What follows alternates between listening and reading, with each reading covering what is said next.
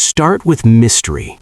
Reveal each moment slowly, and let every scene build tension until the final turning point. Before anything existed, God was already there. No beginning, no origin, no moment where He came into being. He did not arrive into the story. He is the reason there is a story at all.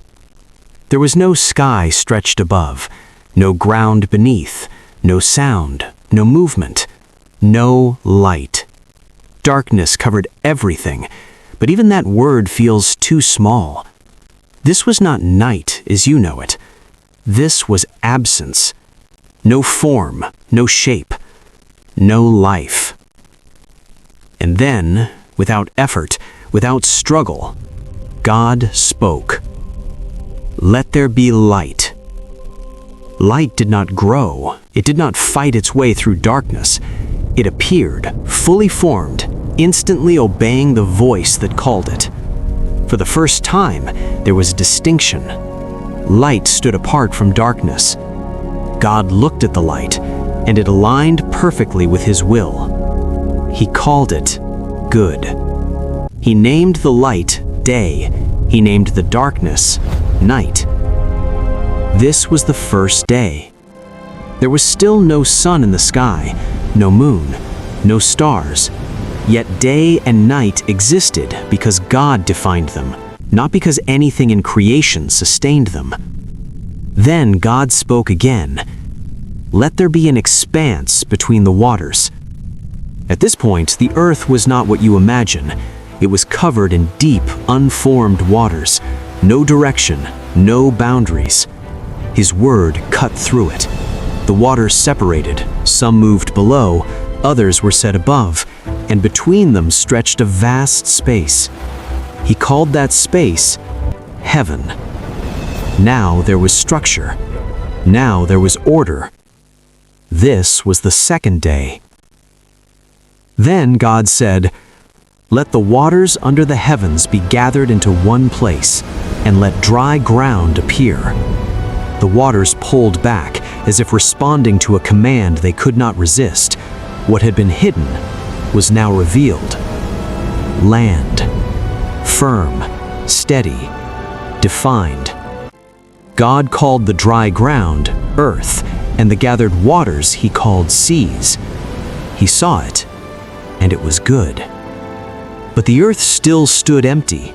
No life, no color, no growth. Then He spoke again. Let the earth bring forth vegetation. The ground responded instantly. Grass covered the land. Plants rose, already carrying seed within themselves. Trees stood tall, heavy with fruit, each one able to reproduce exactly as it was created. Life came out of lifeless ground. Yet there was still no sun. The plants lived because God willed them to live. This was the third day. Then came a moment that makes you pause if you were paying attention. God said, "Let there be lights in the expanse of the heavens." The sun appeared to govern the day. The moon took its place to govern the night. Stars spread across the sky in numbers too great to count. But think about this. Light already existed before the sun was created. Day and night were already established. So the sun was not the source of light. It was an instrument placed within creation to mark time. Days, seasons, years. God did not need the sun to create light. He created the sun so creation could measure what He had already established. This was the fourth day.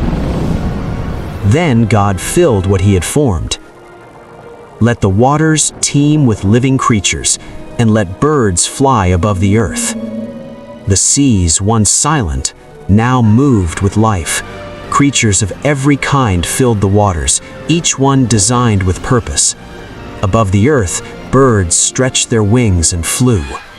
Not learning, not growing into it. They flew because they were made to fly. God blessed them. Be fruitful and multiply.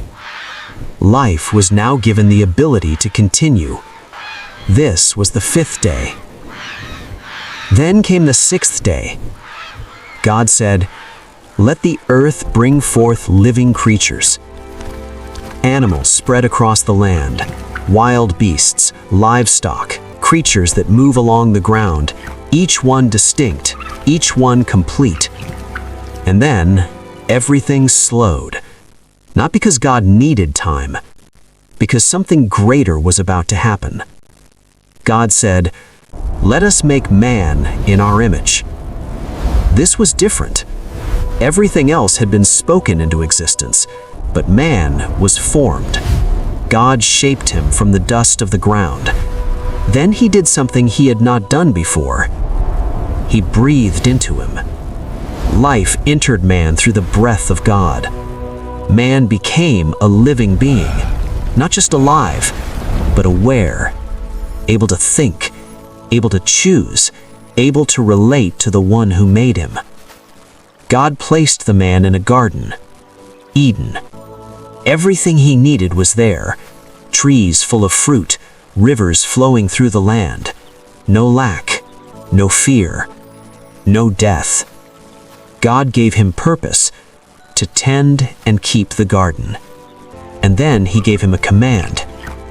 "You may eat from every tree in the garden except one, the tree of the knowledge of good and evil." Little rabbit, Freedom was real, but so was the boundary. Soaring high above, I named Then God said something that shifts the story. It is not good for man to be alone. For the first time, something was described as Little not rabbit, good, gentle deer, not because it was wrong, and you, because soaring it was high incomplete. above, I name eagle. God brought the animals to the man. One by one, he named them. He understood them. He had authority over them. But none of them matched him. So God caused the man to fall into a deep sleep. From his side, God formed a woman. Not from the ground this time, from man himself. When the man saw her, he knew immediately, "This is bone of my bones and flesh of my flesh." She was not separate from him in design. She completed what was missing. They stood together, both naked, and felt no shame, nothing to hide, nothing to fear. This was the sixth day. Then God rested on the seventh day, not because he was tired, because his work was complete. He blessed the seventh day and set it apart. A pattern was established. Work, then rest. Everything was in order. Everything was good. Little rabbit, gentle But hidden deer, within this perfection and you, soaring was a high choice. above, I name The eagle. tree stood in the garden, not forced, not guarded, simply present. And then another voice entered the story. Not like God's voice. This voice questioned. Did God really say? The serpent spoke to the woman. He did not begin with a lie. He began with doubt. The woman looked at the tree again. It was pleasing to the eye. It looked good for food. It offered something more. Wisdom. Something God had not given. She took the fruit. She ate. Then she gave it to the man. He ate. And in that moment, everything changed. Not around them, within them. Their eyes opened. They became aware of themselves in a new way. Shame entered. They covered themselves. They hid. When they heard God walking in the garden, they did not run to him. They ran from him. And God called out, "Where are you?" Not because he lacked knowledge, because they had lost something. Trust. This was the turning point, the first fracture. Sin entered. Separation followed. Pain, struggle, death. The perfect world was no longer experienced as perfect. But even here, God did not end the story.